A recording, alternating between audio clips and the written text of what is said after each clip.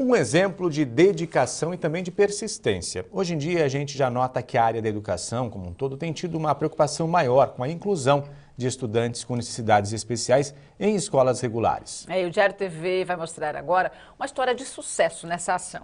Em Mogi das Cruzes, um pai que tem uma filha com síndrome de Down, ele procurou a justiça para conseguir o direito de ter uma professora exclusiva para a menina. Isso para que ela pudesse estudar em uma escola regular aqui no estado de São Paulo. É que ele acredita que só assim ocorreria então a real inclusão dessa menina, Ana Luísa, de 9 anos. Uma liminar da Justiça a favor da família deu aí a oportunidade para a menina desfrutar dos benefícios na rede estadual. Não tem como não ficar encantado com a pequena Ana. Carinhosa, a menina cativa onde quer que esteja. Ela tem 9 anos e é portadora de síndrome de Down. Mas ao contrário do que muitos poderiam imaginar, não estuda em uma escola especial. Está matriculada no Colégio Estadual Pedro Malozzi, em Mogi das Cruzes, que tem ensino regular. No ano passado, os pais conquistaram uma grande vitória para ajudar no desenvolvimento educacional de Ana. Procuraram a justiça e conseguiram uma liminar para que ela tivesse o acompanhamento diário de uma professora particular. Além, é claro, da outra educadora que leciona na mesma sala. Que esses alunos de síndrome de Down, tá certo, que avançaram na escola, na sua vida pedagógica, fundamental foi um professor assistente na sua sala de aula, na sua vida escolar. Para a Regina, uma experiência nova. Professora há mais de 2 décadas, nunca tinha vivido nada parecido em sala de aula. A convivência com a pequena Ana tem sido uma motivação. Cada passo que ela dá, cada aprendizagem que ela conquista é uma vitória para nós e uma satisfação muito grande, nós que somos educadores. Além da professora, o pai também conseguiu uma cuidadora e transporte, tudo custeado pelo Estado. Aqui, Ana convive normalmente com outros alunos, deficientes ou não. Na sala de aula não existe nenhum tipo de separação. Atender alunos especiais não é nenhuma novidade para o colégio. Isso já acontece aqui desde a década de 60. Mas é claro que a cada dia que passa, o método de ensino evolui. E os educadores são unânimes em dizer que a inclusão só traz benefícios.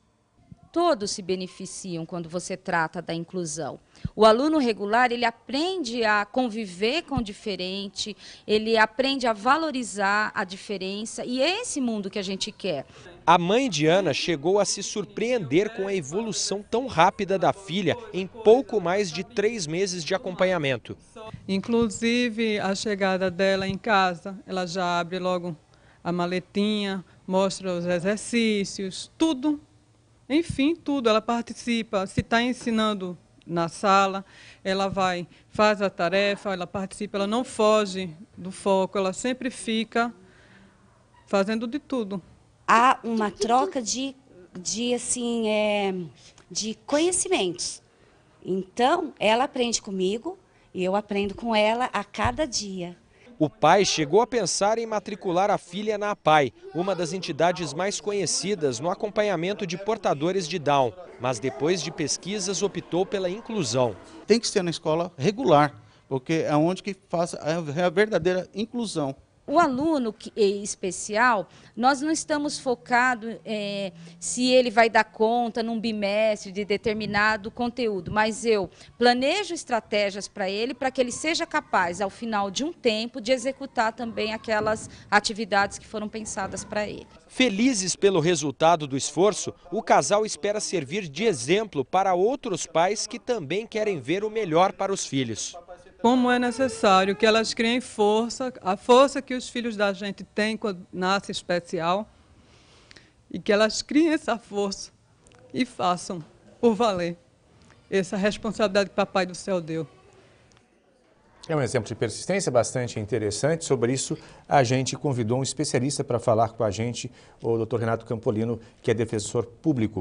Boa tarde. Boa tarde, Dino. Quais os direitos que tem realmente, como é que o senhor vê aí o caminho para essa família e que outras também podem seguir para conseguir algo tão particular, digamos assim, numa escola pública? Veja bem, Dino, a primeira dificuldade que existe é exatamente sobre a questão do conceito de deficiência, porque normalmente esse conceito é utilizado até de forma um pouco pejorativa. Deficiência é um conceito bastante relativo. Vamos imaginar, por exemplo, um locutor de futebol que, por algum acidente, tenha perdido a mão.